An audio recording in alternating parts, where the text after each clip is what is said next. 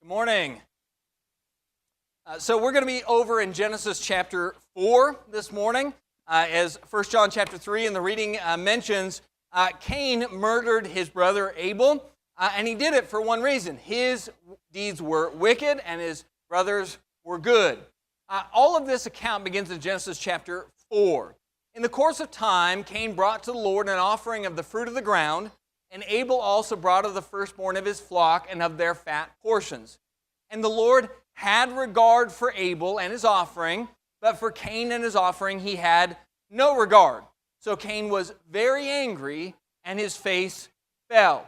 One of the things that I have to do with my little kids especially is you have varying abilities to draw and color amongst the varying ages. And when kids bring pictures to me because they want me to see the thing that they made, look, I drew this for you. Papa, I made this for you. The drawing of a 9-year-old is going to vary vastly from the drawing of a 1.5-year-old. And so I have to make sure that I give regard equally to all of them, because they've all put in equal amount of effort most of the time. Sometimes not so much. Sometimes like, Dad, I brought this. And that's a Cain thing. But most of the time, what it is varying abilities, but they're giving their best effort. And so, as their father, when they bring me a picture, one is detailed in multiple colors and the other is just like scribbling back and forth, I have regard equally for all of them because the effort is equal. That is not what is happening here. In the case of Cain and Abel, they both bring an offering to God, different offerings. Hebrews will tell us that Abel's offering was made by faith. Faith comes from hearing, and hearing by the word of God. So Abel knew what God wanted, and he then did that. Cain also knew what God wanted, but then chose to do something different. We do not know the details of what it was. Was it the fact that one was of the flock and the other was vegetation from the fruit of the ground? Was that what the difference was? Was it one gave of the first fruits and the other gave of something else? We don't know, and it really doesn't matter for the sake of this. All we need to know is this. God had told them what he wanted. Abel did that. Cain did not. Abel was regarded by God, and Cain was not. And because of that, it says Cain was very angry, and his face fell. There can be a variety of different things that we're going to pull out of this text to try and understand. This is such a beautiful, compact story about what it means to love the Lord your God with all your strength. What does it mean to do well and to live well? And inversely, what does it mean to not do well and to not give all your strength? The fact that the account of Cain's fall can be condensed to such a small section of Scripture and yet contains so much information, I think is purely because it is divinely written. And so you have this account. And Cain, he doesn't just become angry. It says he became very angry and his face fell. So there is this glower, this frustration, this sense of shame, all of those things when you've brought your picture to Dad and Dad goes, wow, good job to everybody, and then goes, you could do better to you, right? How is the reaction going to be in that case? And so there's several things that we want to understand, and we're going to spend pretty much all of our time in Genesis 4, 6, and 7, 2 verses. So we've done the setup, but now we're going to begin to look at these 2 verses. We'll look at some accompanying verses in other places, but we're always going to head right back to these 2 verses because within them is everything we need to know today. The Lord said to Cain, why are you angry? And why has your face fallen? If you do well, will you not be accepted? And if you do not do well, sin is crouching at the door. Its desire is contrary to you, but you must for it. So I just told a story about my kids. So just for those who think, man, all he does is tell stories about his kids. That's not true. I'll tell you stories about when my kids are born. I can tell you that too. So our oldest daughter, when she was about ready to be born, so Jenna's water broke and it's time. And as Jenna tells the story, we're laying in bed. She turns over to me and says, "It's time." And the next thing she did is blink, and I'm standing in the doorway holding everything. That is not accurate. It can't be accurate, but it's kind of accurate. Like I immediately went into frenetic action. And so I am gathering the to-go bag, and I am getting the car all warmed up and all these different things. And Jenna, on the other hand, is saying, no, there's time. Turns out she's right. There is time. This is not a 30-second clock. And so she wants to take her time getting ready, and we're going to do this in a proper way. And the entire time that she is in a calm demeanor, which is impressive considering she's the one in labor, I am with full frenetic action running around the house, finding various things to make sure that I'm like a cartoon. I am a stereotype of men when their first child is about to be born. Just so you understand that I am not overstating this, we are at the hospital. I have been doing this in my attempt to be helpful the entire time. Everything I'm doing is with the goal of being a good dad and husband, and my wife is doing this amazing thing that only women can do, and I am here as her support. I am doing such a bad job of this that the nurse turns to me, looks me dead in the eye, and says, "Do I need to make you leave?" That is a true story of what happened when our first child was born. Because I confused that there is a difference between doing and doing well. Now that is a funny story. It was not funny when that scary nurse stared at me. But it's a funny story because I was always trying to do the right thing. I was just kind of bumbling along in the whole process. But there are less funny accounts of this. When people do things, they're active, but they're not doing well. We need to remember, it's not that Cain showed up with no sacrifice. He did bring a sacrifice, but it wasn't a good one. And then he wanted the same credit as the guy who brought a good sacrifice. He did not do what he was told, right? Because remember, Abel, it was by faith that Abel offered a better sacrifice. I don't know what it was that God told them to sacrifice, but I know that Abel knew and Cain knew, and by faith Abel offered a better sacrifice. He listened to God and then did it. And then Cain didn't. And you know what? He did something of a lower quality and then wanted the same credit as the guy who'd done the right thing. And that's a dangerous world to live in. If you want to understand why there are people who are concerned about participation trophies, it's not that we don't like kids to have shiny things. It's that there is a concern that happens sometimes that if we tell everybody that they're always doing great, that maybe we're just lying to them. One of the character traits of God is that God will not lie to you. When Abel did well, God had regard for the sacrifice. When Cain did not do well, God did not have regard for the sacrifice. There is an element to your Christianity that allows you to exist within the sphere of other people. We oftentimes, when we are Christians gathered together, we become one unit, right? So our worship is collective. We sing as one voice. We pray together. But there are other times where you cannot hide in the crowd, where your sacrifice will stand on its own, where your service to God will stand on its own, where you either do well or just do. And we're not doing anybody any favors by pretending that all service is good service. And that doing something in the name of serving God by default makes it a good thing. Because remember, that's what Cain did. Cain offers this sacrifice to Jehovah, to the one true and living God. He offers it to him. It is a form of worship, but that doesn't make it right. So remember that doing well and doing, they're not the same thing. And sometimes we absolutely confuse the two.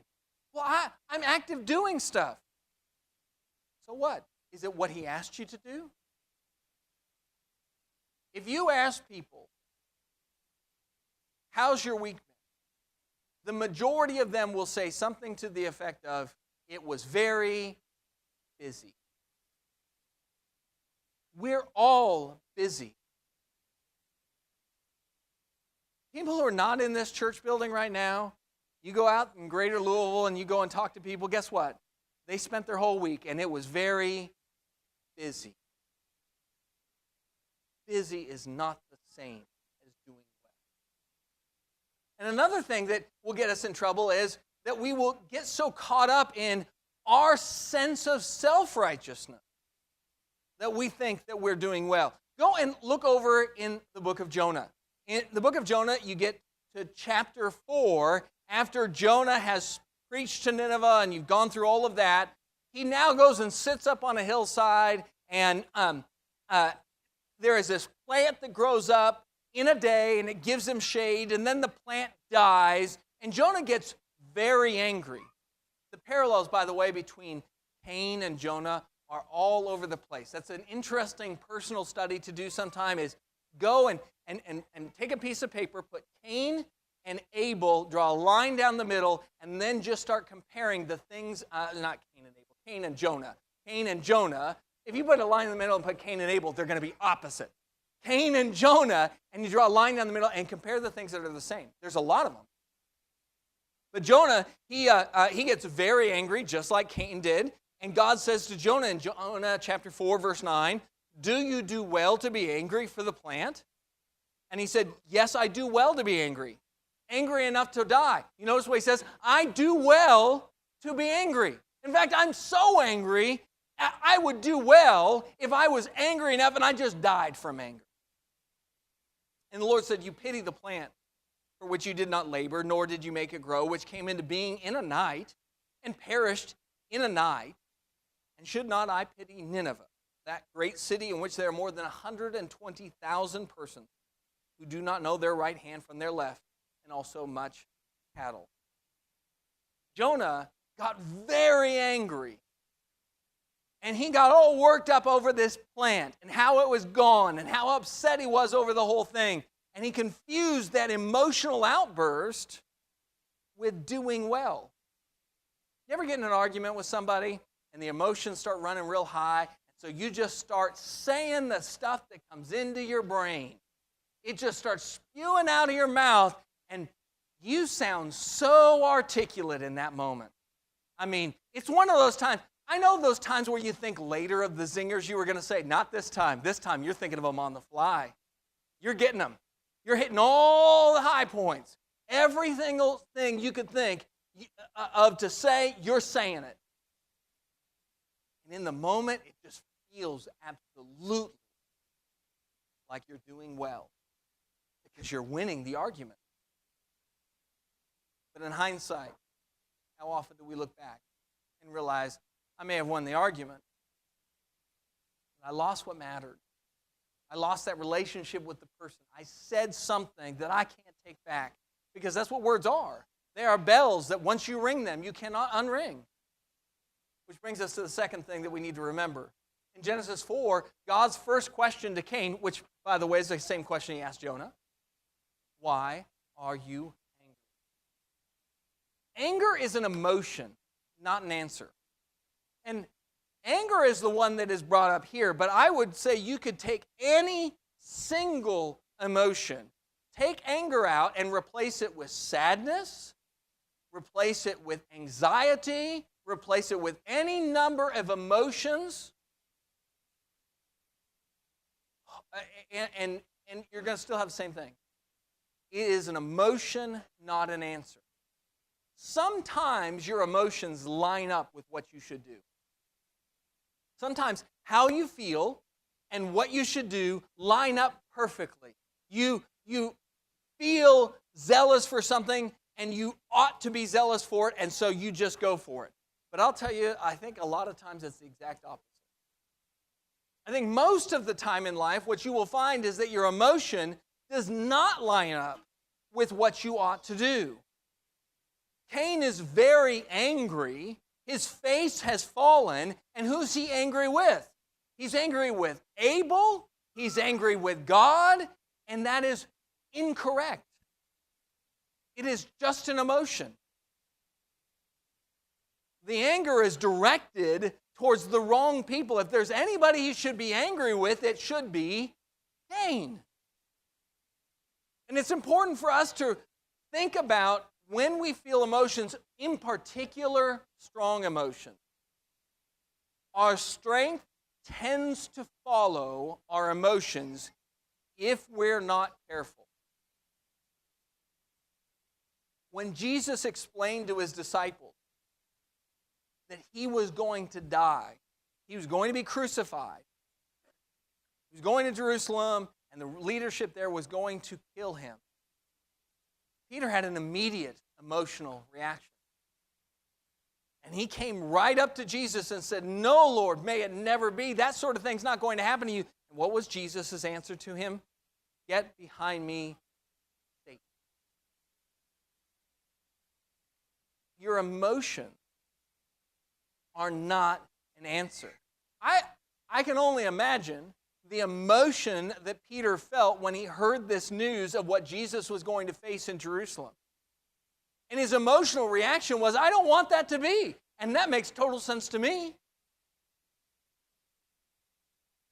But responding based upon that emotion is not the right answer. In Psalm 4, verse 4, I'm going to quote this, and you're going to think it's from the New Testament because the New Testament quotes it. But Psalm 4, verse 4 says, "Be angry and do not sin." You probably remember that. If you remember that phrase, you probably think, "Oh, wait, that's a New Testament thing." It's true. It's in Ephesians 4. It's actually a quotation in the Old Testament. Be angry and do not sin, and then the rest of the verse. Be angry and do not sin. Ponder in your own hearts on your beds and be silent. That's good advice. Be angry and do not sin. So what should you do instead? Shut your mouth, do some thinking. Be silent and do some pondering. Now's a time for self-reflection. Now's not a time to come up with the wittiest thing you could imagine. Now's not a time to play the blame game and look at every other person and why it's their fault. In life, bad things happen, and sometimes it's your fault. But it's so much easier to blame somebody else. It's so much easier to point the finger at the circumstances, at the people who are around you. And this is oftentimes, by the way, why the people we hurt the most are the people that we're closest to. And that is absolutely another lesson of Cain, isn't it?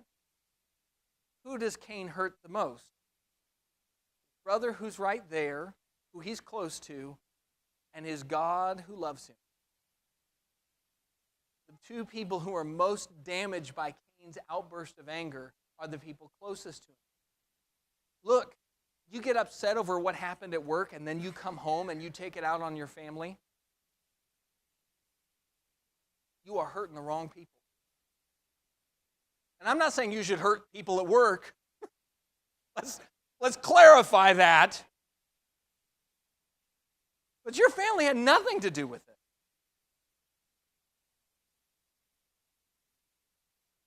You get off a phone call, it's been very, very hard. It's not a conversation you want to have, so you snap at your kids. I have a brother who just lost his mom.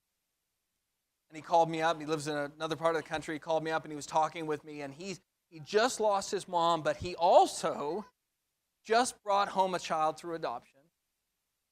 His family has been going through all sorts of things aside from his mother's untimely death. Just it was a very surprising thing that she passed away. And he was talking to me. He was saying, how do I do this? And I told him, I said, look, I don't even know if this is good advice, but I said, one of the things that you're going to have to do is you're going to have to understand you're going to have to grieve on the move. Because this world that we live in does not give you the option of just stopping. He's just lost his mom, but his kids don't cease to need a dad. It's not like he can just say, look, I need about 3 months here, and so just everybody take care of themselves. He's still got a marriage. He's still got kids. You got to grieve on the move. And I wish it weren't that way, by the way. I wish that we lived in a world that you didn't have those sorts of things. And that, by the way, is heaven. Heaven is a place where you got all the time in the world, and you don't have to grieve on the move. And every tear is wiped away, but that's not here. I said, you're going to have bad days, but make sure you don't take it out on your kids. Make sure you don't take it out on your wife. And when you're be honest with them that this is not their fault. You're just having a bad day, which is an understandable thing when you're grieving. Understand that emotions are not the same thing as answers. Genesis 4, the other thing that we want to note here is as God speaks to Cain, why are you angry and why is your face fallen? If you do well, will you not be accepted? And if you do not do well, sin is crouching at the door. Its desire is contrary to you, but you must rule over it. I tried to bold on the PowerPoint up there every you, and I'm realizing I missed several. The most common word in this entire conversation with God and Cain is you. Cain, what about you? What are you doing? Here's the thing. In God, in his conversation with Cain, he never talks about Abel. Because we make this mistake. And Cain made it. So Abel makes a sacrifice, and so he gets an A. He gets an A+, gold sticker. Cain makes a sacrifice, and he gets an F. No gold sticker, instead just lots of red marks on the paper. And his thought is, well, if I could get rid of that A student, God will grade on a curve. But that's not how it works. The belief that the problem is the other person being successful assumes that this is a zero-sum game, and it's like God only has so much regard. Like, because God regarded Abel, he didn't have any regard or praise left in him for Cain. But that's not it at all. Abel doing well does not mean Cain couldn't have also done well. This story could absolutely have read, Cain made a sacrifice and Abel made a sacrifice, and God was pleased with both of them, and he had regard for both of their sacrifices. There's no reason this story could not have read this way. In life, the person next to you does not dictate you.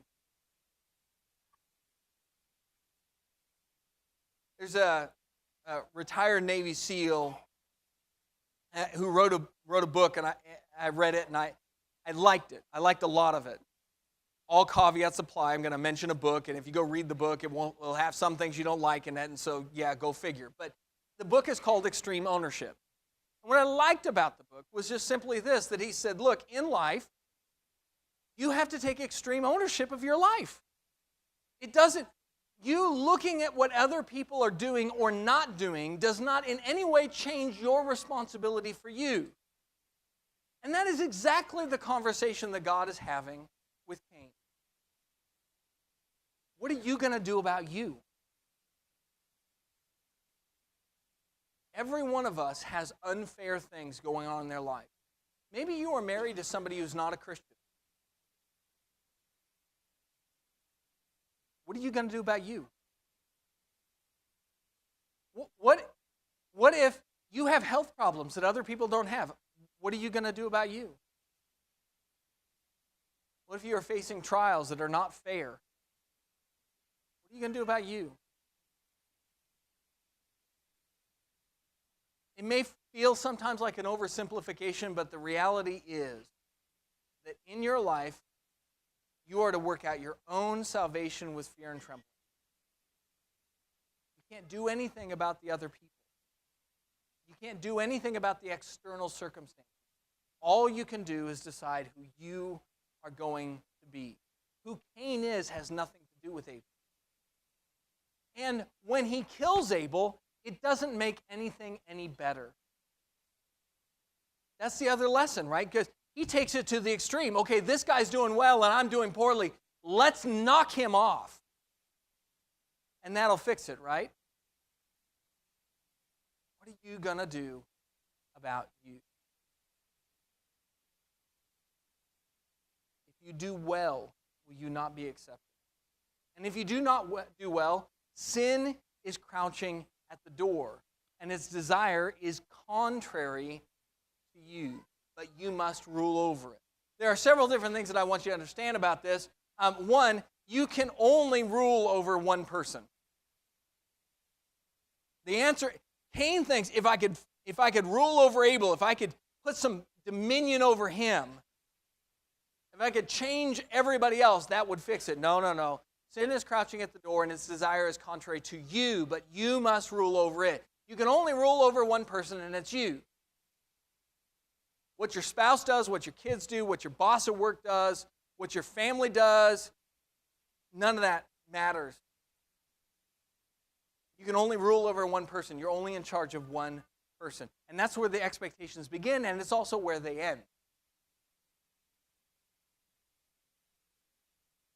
In Psalm 19, verse 13 and 14, the psalmist writes and says, "Keep back your servant also from presumptuous sins. Let them not have dominion over me. And then I shall be blameless and innocent of great transgression." You notice the psalmist, keep me from presumptuous sins. Don't let those sins have dominion over me. Sin has a desire for you, and it is contrary to you. The very nature of the temptation of sin is it wants to rule you, so you have to choose. Will you let it rule you, or will you rule it? Will you have dominion over your own life? Will you take ownership of it? Or will you spend your life letting sin take you from one place to another place to another place, dragging you along? Because that is exactly what happens to Cain. He doesn't rule over sin, and then what does it do? Sin makes him a wanderer the rest of his life.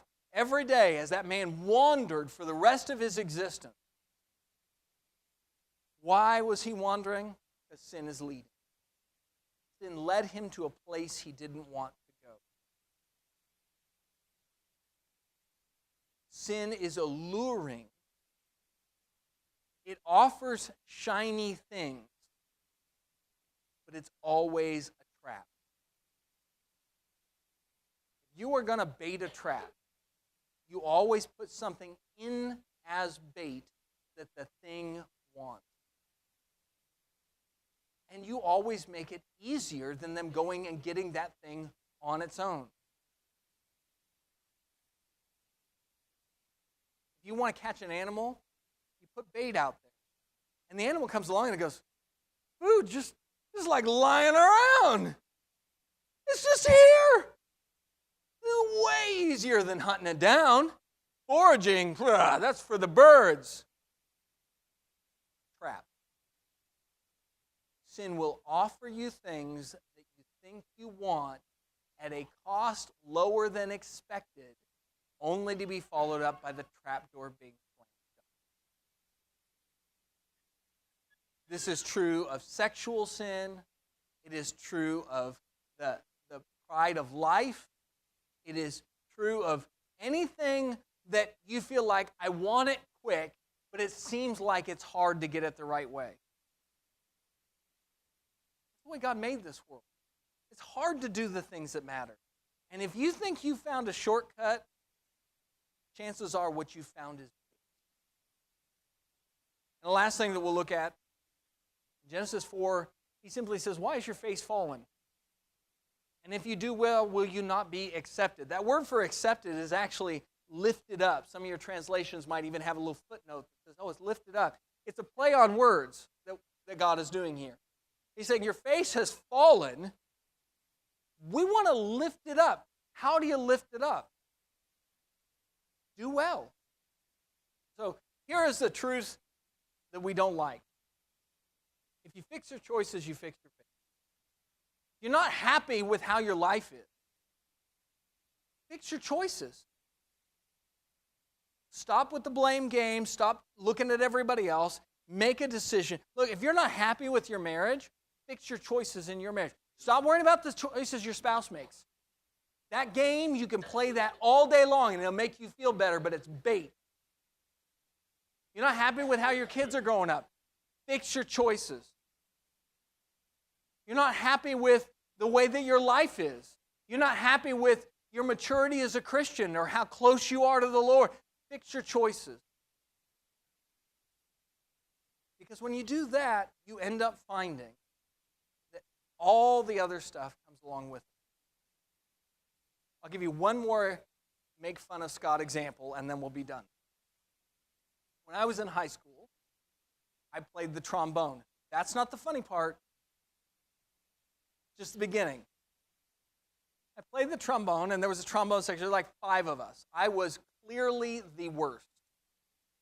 I was clearly the worst for a variety of different reasons, most notably a lack of practicing.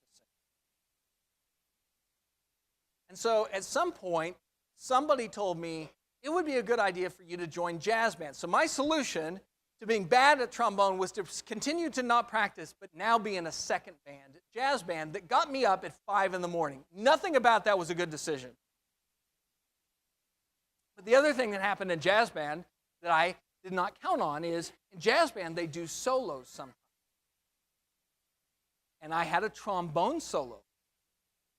So one, trombone solos just in general, I think are a bad idea. If you also have ever played the trombone, you understand what I mean. It's not a solo instrument. Nobody is begging for trombone solos in the history of the world.